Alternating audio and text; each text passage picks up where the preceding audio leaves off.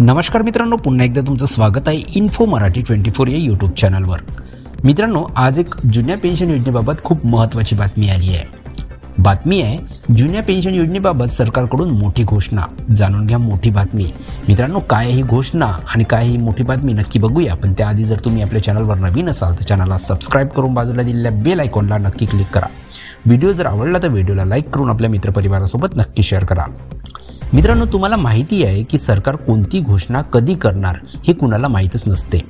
नुकताच सरकारने OPS बाबत एक नवीन घोषणा जाहीर केली आहे। जुन्या पेन्शन योजनेबाबत सरकारकडून मोठी घोषणा करण्यात आली आहे। त्यामुळे सरकारी कर्मचाऱ्यांना मोठा दिलासा मिळालेला आहे। जुनी पेन्शन पूर्ववत करण्याच्या दिशेने एक सकारात्मक पाऊल। मित्रांनो, या योजनेसाठी आणि ज्या कर्मचाऱ्यांना नवीन पेन्शन योजनेअंतर्गत पेन्शन मिळत नव्हती त्यांच्यासाठी हे अत्यंत महत्त्वाचे, कारण 2004 पूर्वी अनेक कर्मचाऱ्यांची नियुक्ती करण्यात आली होती। सर्वोच्च न्यायालयाचा निर्णय आता जुनी पेन्शन पूर्ववत करण्याच्या दिशेने एक सकारात्मक पाऊल आहे। या निर्णयामुळे सर्व सरकारी कर्मचाऱ्यांना दिलासा मिळणार आहे, कारण आता त्यांना निवृत्तीनंतर चांगली आर्थिक सुरक्षाही मिळणार आहे। सरकारचे हे काम केवळ कर्मचाऱ्यांसाठीच नाही तर राजकीय दृष्टिकोनातून अनेक राज्य सरकारांकडून OPS पुन्हा लागू करण्याची मागणी होत होती आणि या निर्णयामुळे त्यांच्यावरील दबावही कमी होण्याची शक्यता आहे। मागील काही वर्षापासून जुनी पेन्शन बहाल करण्याची मागणी करणाऱ्या कर्मचाऱ्यांना लाभ मिळावा। जुन्या पेन्शन नवीन पेन्शन योजनेबद्दल काही महत्त्वाची माहिती अशी आहे की 1 जानेवारी 2004 पूर्वी नियुक्ती केलेल्या कर्मचाऱ्यांना दिलेला लाभ हा शेवटच्या पगाराच्या 50% आहे। निवृत्तीनंतर उत्तम आर्थिक सुरक्षितताही सुनिश्चित केली जाते। याशिवाय सरकारी कर्मचारी, निमशासकीय कर्मचारी आणि निमलष्करी दलांनाही लाभ दिला जातो।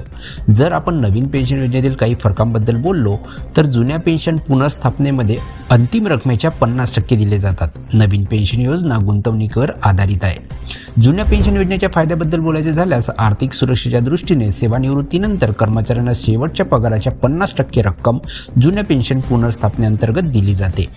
तर नवीन पेन्शन योजनेबद्दल बोलायचे झाले तर केवळ गुंतवणुकीवर आधारित आहे, म्हणजे भविष्यात निवृत्तीनंतर तुम्हाला किती पेन्शन मिळेल याची शाश्वती नाही, मात्र सरकारच्या माध्यमातून पुढे काय केले जात आहे याचा अपडेट आहे। OPS पुनर्संचयित करण्याबद्दल बोलत असताना सरकारकडून येथे एक विशेष अभ्यास देखील केला जात आहे। जुनी पेन्शन पुनर्स्थापित करण्यासाठी सरकारला विषयनिहाय अभ्यास करावा लागेल आणि भविष्यात नवीन नियम आणि मार्गदर्शक तत्त्वे जारी करता येतील। तथापि नवीन पेन्शन योजनेतून किंवा एकात्मिक पेन्शन योजनेतून जुन्या पेन्शन योजनेत हस्तांतरण होऊ शकते। मात्र सरकारने जुनी पेन्शन बहाल करण्याची अंमलबजावणी केली तरच कर्मचाऱ्यांनी जुनी पेन्शन बहाल करण्याबाबत मोठ्या आंदोलनाची तयारी केल्याने डिसेंबरमध्ये मोठे आंदोलन होऊ शकते। तर मित्रांनो, कशी वाटली ही महत्त्वाची अपडेट? जर बातमी आवडली असेल तर व्हिडिओला लाईक करून आपल्या मित्रपरिवारासोबत नक्की शेअर करा। तुम्ही जर आपल्या चॅनलवर नवीन असाल तर चॅनलला सबस्क्राइब करून बाजूला दिलेल्या बेल आयकॉनला नक्की क्लिक करा। व्हिडिओ बघितल्याबद्दल खूप खूप धन्यवाद।